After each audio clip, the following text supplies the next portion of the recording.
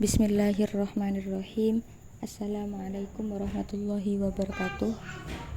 Perkenalkan, nama saya Naila Atikotul Mukarromah dengan NIM 0059.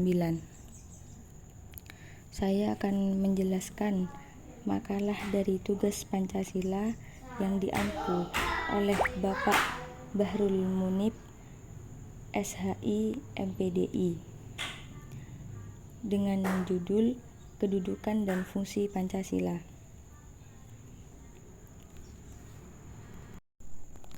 Pertama-tama, kami bersyukur kepada Allah Subhanahu wa Ta'ala yang telah memberikan hidayahnya serta petunjuk yang memungkinkan untuk kami menyelesaikan tugas makalah ini. Meskipun makalah ini masih jauh dari kata sempurna. Dan tak lupa pula sholawat serta salam kepada junjungan kita Nabi Muhammad SAW yang telah menuntun kita dari zaman kebodohan ke zaman yang terang benderang ini. Saya juga ingin mengucapkan terima kasih kepada Bapak Bahrul Munib, SHI, MPDI, selaku dosen yang memberikan tugas ini, yang telah membantu kami dalam meningkatkan pemahaman dalam studi kami. Juga terima kasih kepada semua pihak yang telah berbagi pengetahuan mereka. Baiklah, berikut adalah rumusan masalah dari makalah yang saya buat. Yang pertama yaitu kedudukan Pancasila sebagai dasar negara dan pandangan hidup bangsa. Kedua, fungsi Pancasila dalam kehidupan berbangsa dan bernegara. Ketiga, peran Pancasila dalam menjaga persatuan dan kesatuan bangsa. 4. Implementasi nilai-nilai Pancasila sebagai dasar negara. Kelima, implementasi nilai-nilai Pancasila dalam kehidupan bermasyarakat di Indonesia. Baiklah, saya akan menjelaskan pembahasan pertama, yaitu kedudukan Pancasila sebagai dasar negara dan pandangan hidup bangsa. Adapun makna dari Pancasila itu sendiri, dalam bahasa Sanskerta, kata Pancasila terdiri dari dua kata, yaitu panca dan sila. Panca itu sendiri bermakna 5 dan sila bermakna landasan. Jadi Pancasila adalah 5 landasan atau asas. Awal mulanya Pancasila tidak bernama Pancasila, melainkan disebut Pankadharma yang berarti 5 perintah. Namun diubah menjadi Pancasila. Yang keduanya sama-sama bermakna merupakan sila yang berarti landasan atau prinsip. Pancasila bermula dari Sidang Badan Penyelidikan Persiapan Kemerdekaan Indonesia atau disebut sebagai BPUPKI yang didirikan pada tanggal 29 bulan 4 1945 oleh Jenderal Kumaki Harada. Konferensi BPUPKI pertama dilaksanakan pada tanggal 29 bulan 5 hingga 1 Juni 1945. Pada sesi ini, Muhammad Yamin, Supomo, dan Soekarno memberikan pidato tentang rumusan prinsip-prinsip dasar Pancasila. Muhammad Yamin berpidato merumuskan 5 asas negara, kemudian dibentuk Panitia 9. Adapun hasil dari rapat Panitia 9 tersebut: 1. Ketuhanan dan kewajiban melaksanakan syariat Islam bagi pemeluknya. 2. Kemanusiaan yang adil dan beradab. 3. Persatuan Indonesia. 4. Kerakyatan yang dipimpin oleh hikmat kebijaksanaan dalam permusyawaratan perwakilan. 5. Keadilan sosial bagi seluruh rakyat Indonesia. Pada tanggal 18 bulan 8 1945, Pancasila resmi dinyatakan menjadi landasan dasar hukum negara dan menjadi pedoman kehidupan bangsa. Pancasila juga menjadi landasan dasar negara yang sah dan sumber hukum pembuatan segala ketetapan. Jadi, apabila menyusun Undang-Undang Dasar 1945 atau peraturan-peraturan yang ada di Indonesia, itu harus tidak bertolak belakang dengan Pancasila. Apabila peraturan tersebut bertolak belakang dengan Pancasila, maka peraturan tersebut yang harus dihapus, karena Pancasila itu tidak boleh diubah atau ditetapkan oleh negara. Jadi apabila ada sesuatu yang keluar dari ada peraturan yang keluar dari sila 5, maka harus dihapus dari peraturan negara. Pancasila merupakan pedoman kehidupan masyarakat Indonesia yang bersumber pada akar sistem sosial budaya. Masyarakat Indonesia mencangkup sebagai suku dengan bahasa, adat istiadat, agama, dan ras masing-masing. Meskipun komunitas-komunitas ini menempati wilayah yang berbeda, mereka masih memiliki banyak kesamaan dalam nilai-nilai tertentu. Jadi, walaupun Indonesia ini beragam, di dalam Indonesia itu banyak golongan-golongan tersendiri, banyak ras, banyak agama, banyak bahasa tersendiri, tapi dihimpun atau disatukan ke dalam Pancasila. Jadi berbeda-beda tetapi tetap satu juga.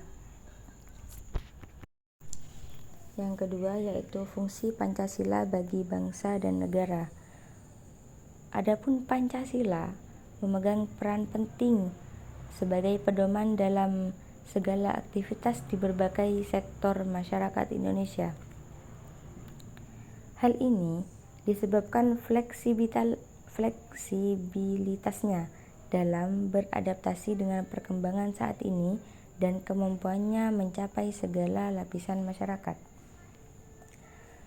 Adapun penjabaran fungsi Pancasila sebagai berikut. Yang pertama yaitu sumber dari segala sumber hukum di Indonesia. Jadi segala sumber, segala peraturan, segala norma-norma yang terdapat di Indonesia itu berpedoman pada Pancasila. Dan apabila ada peraturan-peraturan yang bertolak belakang dengan Pancasila, maka peraturan-peraturan tersebut harus dihapus. Yang kedua yaitu fungsi Pancasila sebagai panutan. Pancasila memiliki norma-norma yang menjadi pedoman dalam kehidupan sehari-hari dan lebih luas dari fungsi Pancasila sebagai dasar negara. Fungsi Pancasila sebagai dasar negara yang mencangkup seluruh pekerjaan warga negara Indonesia dan penyelenggaraan negara wajib sepadan dengan nilai-nilai Pancasila. Yang ketiga, fungsi Pancasila sebagai ideologi bangsa. Ideologi secara umum bisa diartikan sebagai himpunan pemikiran atau keyakinan-keyakinan, atau juga bisa disebut sebagai saran-saran kepercayaan yang merata dan metodis dan bersangkutan pada peraturan moral segolongan manusia tertentu pada berbagai bidang kehidupan, antara lain bidang sosial, bidang kebudayaan, bidang politik, dan bidang keagamaan. Dan juga fungsi Pancasila sebagai cita-cita dan tujuan bangsa. Cita-cita bangsa sudah tertulis di dalam Undang-Undang Dasar Negara Republik Indonesia tahun 1945, alinea 2 yang berbunyi, kemerdekaan negara Indonesia yang merdeka, bersatu, berdaulat, adil, dan makmur. Juga tujuan negara tercatat pada alinea 4. yang berbunyi melindungi seluruh bangsa Indonesia dan segenap tumpah darah Indonesia, mengedepankan kesejahteraan umum, mencerdaskan kehidupan bangsa dan ikut serta dalam pelaksanaan ketertiban dunia yang bersumber pada kemerdekaan. Adapun fungsi Pancasila sebagai filsafat hidup bangsa. Pada Pancasila terkandung pengetahuan tentang keyakinan, tujuan awal, norma dan makna dunia yang isi utamanya manusia dan hidupannya. Filsafat kehidupan mencontohkan pemikiran yang menyeluruh pada penempatan harkat dan martabat manusia sebagai faktor sentral pada kehidupan yang berfungsi pada sesuatu yang sudah ada. Hal itu bisa diartikan jika norma-norma di Indonesia atau norma-norma dalam Pancasila. Adapun peran Pancasila dalam menjaga persatuan negara. Pancasila itu harus menjadi jembatan antara masyarakat Indonesia yang heterogen, berbeda-beda suku, agama, adat istiadat, bahasa, dan kepercayaan. Jadi, Pancasila itu harus menjadi penengah atau bisa menghimpun atau bisa menyatukan masyarakat Indonesia yang berbeda-beda maupun dari suku, ras, agama, bahasa, dan lain-lain itu menjadi satu kesatuan. Jadi dari banyaknya perbedaan tapi kita tetap satu. Pancasila sebagai cita-cita nasional, artinya seluruh nilai-nilai yang dikandung merupakan cerminan dan cita-cita bangsa Indonesia saat ini dan masa depan. Warga negara juga harus ikut serta mewujudkan hal ini. Jadi, kita masyarakat Indonesia harus memiliki tujuan yang sama, yaitu mencerminkan nilai-nilai Pancasila. Karena kenapa? Jika hanya sebagian dari masyarakat Indonesia, maka cita-cita bangsa tidak akan tercapai. Karena Pancasila mengajak warga Indonesia agar menjunjung tinggi norma-norma sosial, kemanusiaan juga keadilan. Pancasila menjadi pedoman penting sebagai bangsa Indonesia agar membentuk kehidupannya menjadi bangsa yang modern, juga progresif dengan tetap melestarikan nilai-nilai budaya dan adat istiadat yang diajarkan oleh nenek moyang. Selanjutnya adalah implementasi nilai-nilai Pancasila sebagai dasar negara. Negara Indonesia merupakan negara yang majemuk atau multikultural, yang dimana multikultural merupakan suatu masyarakat yang terdiri dari beberapa jenis golongan budaya dengan semua kelebihannya, dengan sedikit kebebasan pemikiran terhadap dunia. Di negara ini ada 656 suku dengan bahasa lokal 300 macam. Keanekaragaman itu merupakan kekayaan yang dipunyai bangsa Indonesia yang perlu dijaga juga dilestarikan. Semua kebudayaan lokal yang berasal dari berbagai suku di Indonesia adalah sebagian penting dari kebudayaan Indonesia. Meskipun bervariasi, kebudayaan lokal pada awalnya terbentuk dari pengaruh oleh kebudayaan besar lain, contohnya kebudayaan Tionghoa, India, dan Arab. Jadi, adapun kebudayaan yang ada di dalam Indonesia ini itu terinspirasi dari kebudayaan luar, kebudayaan Tionghoa, India, dan Arab, dan lain-lain. Namun, keragaman tersebut juga dapat menimbulkan konflik antar kelompok masyarakat. Menurut Riani Puspita dan Didik Raihaki, industri sangat rentan terhadap konflik yang berkaitan dengan ras, gender, budaya, dan bencana bagi bangsa karena dapat menjadi sumber potensi konflik yang mengganggu kesatuan dan persatuan bangsa. Jadi, apabila kita tidak mengamalkan isi dari Pancasila, akan terjadi konflik-konflik. Kita melakukan saja itu masih banyak konflik, apalagi kalau kita sampai melupakannya. Masalah yang sering dihadapi oleh masyarakat majemuk adalah sebagai berikut. Diskriminasi ras atau etnis. Undang-Undang Nomor 40 Tahun 2008 terkait tentang penghapusan diskriminasi ras atau suku. Namun Komnas HAM mencatat 101 pelanggaran dan etnis setelah 2011 sampai 2018. Adapun masalah disebutkan karena adanya pertemuan dan interaksi antar kebudayaan suku bangsa dengan kebudayaan lokal. Yang kedua yaitu diskriminasi gender. Indonesia telah membentuk Komnas Perempuan sebagai upaya untuk melindungi perempuan dan hak-haknya. Namun pada tahun 2018 masih terdapat 421 kebijakan di tingkat nasional dan daerah yang mendiskriminasi perempuan dan kelompok rentan-rentan lainnya. Dan diskriminasi kelas sosial. Masyarakat yang ada di kelas sosial bawah seringkali mengalami kesulitan dalam mengakses pendidikan dan kesehatan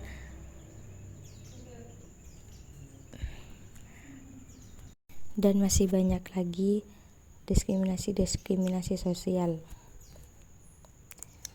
Agar tidak terjadi lagi konflik antara masyarakat, entah itu rasisme, diskriminasi atau konflik lainnya, mari kita sebagai masyarakat Indonesia bersama-sama senantiasa mengimplementasikan atau mengaplikasikan nilai yang plural, yang heterogen.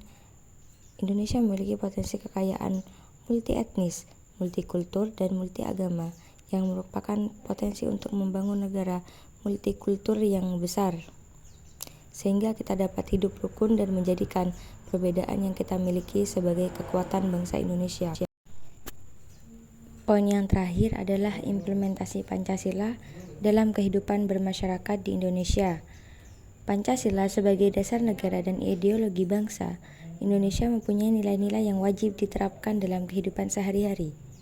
Jadi, kita juga memiliki kewajiban untuk mengamalkan Pancasila dalam kehidupan sehari-hari. Isi sila-sila Pancasila ini dibagi menjadi beberapa tingkatan, yaitu tingkatan pertama adalah nilai-nilai fundamental, alat praktek. Di dalam Pancasila tergandung nilai-nilai dan standar etika yang wajib diterima oleh semua warga negara sebagai dasar hidup berdampingan di Indonesia. Implementasi Pancasila dalam kehidupan sehari-hari. Pancasila pertama kali disinggung pada rapat pertama BPUPKI yang berlangsung pada 29 Mei hingga 1 Juni. Insinyur Soekarno menyampaikan 5 sila antara lain nasionalisme Indonesia, internasionalisme dan kemanusiaan, mufakat atau demokrasi, kesejahteraan sosial, dan ketuhanan yang Maha Esa. Sila pertama, ketuhanan Maha Esa. Dalam kehidupan yang sekarang ini, setiap orang Indonesia memiliki jaminan haknya untuk bebas menjalankan agamanya.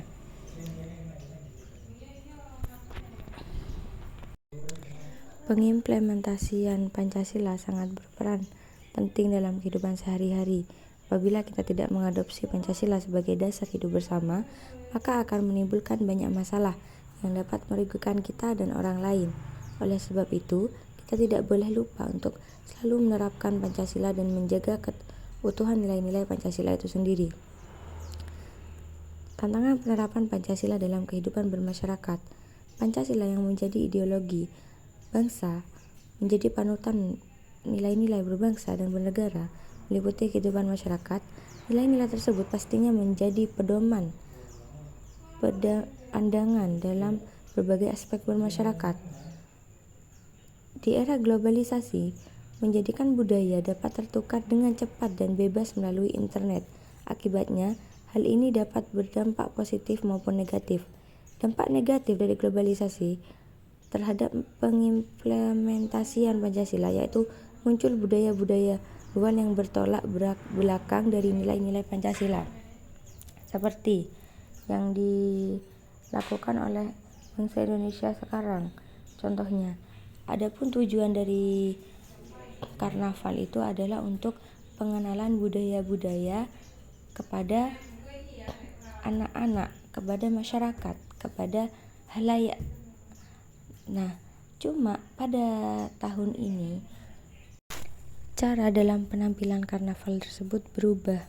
Yang awalnya berisi kebudayaan-kebudayaan lokal tertukar menjadi kebudayaan-kebudayaan modern yang tercampur oleh kebudayaan-kebudayaan dari luar. Mayoritas yang saat ini mudah terdampak adalah generasi muda disebabkan internet. Pada dasarnya telah melekat dalam setiap diri manusia di era modern ini, terutama generasi muda. Pelanggaran nilai-nilai implementasi Pancasila di Indonesia. Selama berdirinya Indonesia dan ditetapkannya Pancasila sebagai dasar negara, sudah banyak terjadi pelanggaran. Pelanggaran itu tidak hanya mengenai pada salah satu sifat saja, namun kelimanya sudah mengalami banyak kasus pelanggaran, baik itu berskala besar maupun yang tidak berskala. Dimulai dari sila pertama, yaitu ketahanan yang Maha Esa, masih banyak ditemui terjadi kasus penyimpangan sila-sila tersebut, seperti aksi ekstrim dari suatu kelompok yang memakai nama agama, seperti yang telah terjadi di Surabaya, Jawa Timur, tentang kejadian bom bunuh diri yang terjadi di 3 gereja dengan berjihad. Perkara ini selalu disusul dengan ledakan yang terjadi di kantor polisi sehingga menewaskan banyak korban, dan juga masih banyak lagi tentang pelanggaran-pelanggaran dari sila-sila tersebut. Selanjutnya yaitu kesimpulan. Kedudukan dan fungsi Pancasila sangatlah penting bagi kehidupan berbangsa dan bernegara. Dengan memahami dan menerapkan nilai-nilai Pancasila, kita dapat membangun negara yang maju, adil dan makmur. Oleh karena itu, kita semua mempunyai tanggung jawab untuk menjaga dan melestarikan nilai-nilai Pancasila. Pancasila selaku dasar negara tercantum UUD 1945 di kalangan warga setiap hari. Sebab Pancasila ini terdapat nilai-nilai yang sesuai akan sifat negara Indonesia. Pancasila merupakan dasar negara Indonesia yang memiliki fungsi kedudukan yang sangat penting bagi bangsa Indonesia, yang dijadikan pandangan hidup dan juga nilai-nilai yang terkandung di dalamnya perlu diimplementasikan ke dalam norma praktik ke dalam kehidupan berbangsa dan bernegara. Sekian presentasi dari saya ucapkan terima kasih.